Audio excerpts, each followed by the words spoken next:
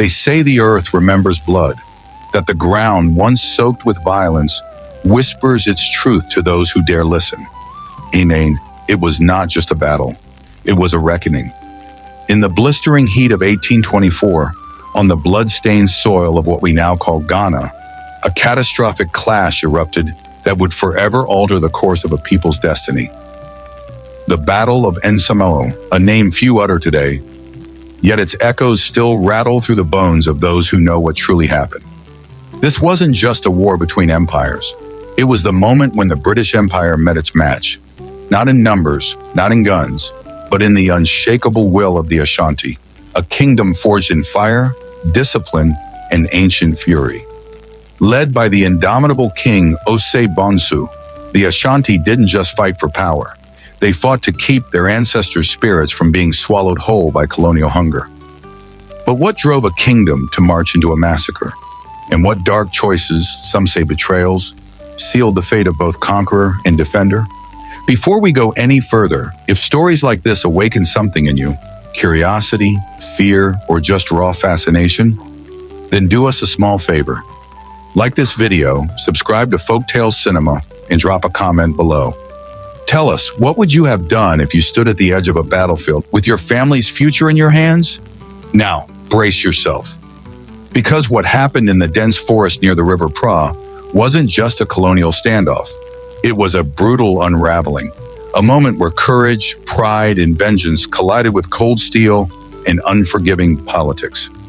The Ashanti had risen over the decades as the region's most feared force. Their soldiers were not just warriors, they were stormwalkers, trained in formations that moved like a single, breathing beast. Their hearts burned with the ancestral fire of centuries past, and their eyes saw clearly through the smoke of war. But the British were not merely outsiders. They were strategists, manipulators, and they came bearing alliances like poison gifts. The Fante people, neighbors to the Ashanti, had long struggled under the weight of war and sought their own advantage in the empire's shadow. A deal was struck, and it would prove fatal. What followed in the Battle of Nsamoo was more than strategy. It was slaughter. And yet, hidden in the ash and blood were moments of unspeakable courage. Men who faced bullets with only their beliefs. Generals who died screaming in the name of freedom. And a king who may have sacrificed more than any of us will ever understand. This is no fairy tale. This is the true story, reimagined, raw, and unfiltered, of how a kingdom tried to fight fate, and how history, cruel and relentless, remembers only the victors, while the haunted voices of the fallen fade into the forest. Stay with us to the end, because what's buried beneath the ashes of Nsamoo may change how you see the past forever. The air was thick with tension, the kind that makes your skin crawl and your heart race, the kind that whispers of impending doom. In the early 19th century, the Gold Coast, modern-day Ghana, was a land teetering on the edge of chaos. The British, cloaked in the guise of protectors, claimed to shield the coastal Fante people from the formidable Ashanti Empire. But beneath this veneer of benevolence lay a more sinister motive: control. Control over trade routes, over resources, over people. The Ashanti, a powerful and disciplined kingdom, had established themselves as a dominant force in the region. Their military prowess was unmatched, their warriors fierce and unwavering. They had forged alliances, expanded their territory, and built a society that thrived on commerce and conquest. But the British saw the Ashanti not as partners, but as obstacles. The Ashanti's trade with the Portuguese, particularly in textiles and firearms, threatened British economic interests. Moreover, the Ashanti's involvement in the slave trade, fueled by a vast population of prisoners of war, clashed with Britain's public stance against slavery. Tensions simmered for years, a volatile mix of political maneuvering and cultural clashes. Then, in late 1823, the pot boiled over. Disputes between the Fante and the Ashanti escalated, and the British, seizing the opportunity, declared war on the Ashanti king. The spark that ignited the inferno was a disputed border town, a seemingly insignificant piece of land that became the flashpoint for a conflict that would reshape the region's destiny. As diplomatic efforts crumbled, both sides prepared for war.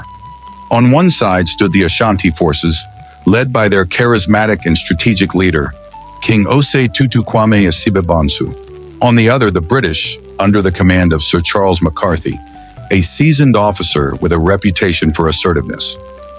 McCarthy, born on July 14, 1764, had a distinguished military career. He had fought in the Peninsular War against Napoleon's forces and had seen action in the West Indies. His experience and leadership qualities made him a respected figure in British military circles. In late 1823, after fortifying the defenses of Cape Coast, McCarthy embarked on an ambitious campaign. He assembled a diverse force, 80 men from the Royal African Colonial Corps, 170 from the Cape Coast Militia, and 240 Fante warriors under their local chiefs.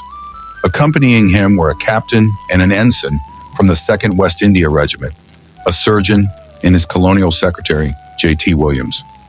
The other three groups were substantial, one with 600 regulars and 3,000 native levies, another under Major Alexander Gordon Lang, comprising 100 regulars, militia, and 2,000 levies, and a third with 300 regulars, militia, and 6,000 levies. The strategy was to unite these forces and deliver a decisive blow to the Ashanti. But plans, no matter how meticulous, often crumble in the face of reality. On the night of January 20th, 1824, McCarthy's force camped by a tributary of the Pra River. They were still awaiting the arrival of the other columns. The next day, around 2 p.m., they encountered a massive Ashanti force, estimated at 10,000 strong. McCarthy, perhaps underestimating the Ashanti or overestimating his own influence, believed that some Ashanti chiefs were willing to defect. In a symbolic gesture, he ordered his band to play "God Save the King," hoping to sway the enemy. The Ashanti responded with war drums, a clear signal that they were unified and ready for battle. The two forces faced each other across a 60-foot wide stream. The Ashanti, disciplined and methodical, began constructing makeshift bridges by felling trees. The British opened fire, but their efforts were hampered by a critical error. The supply bearers, upon hearing the sounds of battle and encountering deserters, had fled, taking with them most of the gunpowder and ammunition. Desperation set in as the British realized they were running out of gunpowder. When additional supplies arrived, they discovered, to their horror, that the barrels contained macaroni instead of ammunition, a logistical blunder with catastrophic consequences. As the British lines faltered, the Ashanti seized the opportunity. They crossed the stream and launched a ferocious assault.